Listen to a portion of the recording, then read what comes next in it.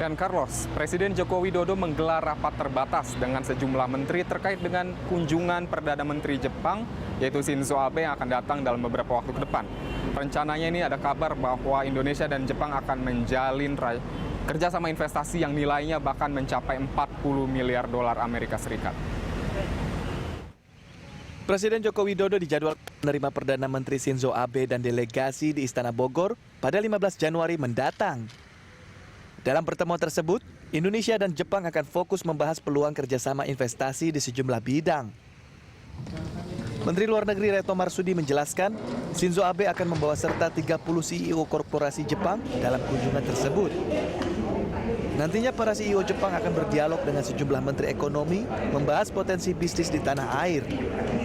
Pembahasannya tadi sangat detail sekali, oleh karena itu menteri-menteri yang hadir juga menteri-menteri yang cukup komplit, cukup banyak, sehingga dari diskusi tadi kemudian kita akan dapat atau kita sudah memiliki semua masukan yang dapat kita gunakan untuk pembicaraan antara Presiden Republik Indonesia dengan Perdana Menteri Jepang.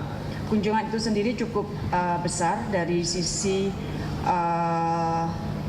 resmi, dari rombongan resmi, jumlahnya cukup besar dan diikuti juga oleh dengan kurang lebih 30 CEO perusahaan-perusahaan besar Jepang.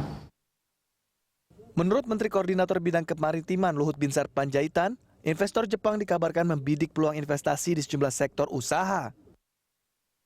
Salah satunya proyek pengembangan Blok Masela dengan estimasi nilai investasi sebesar 25 miliar dolar Amerika. Kemudian proyek listrikan dan pelabuhan laut seperti Sabang, Morotai, dan Muara Baru.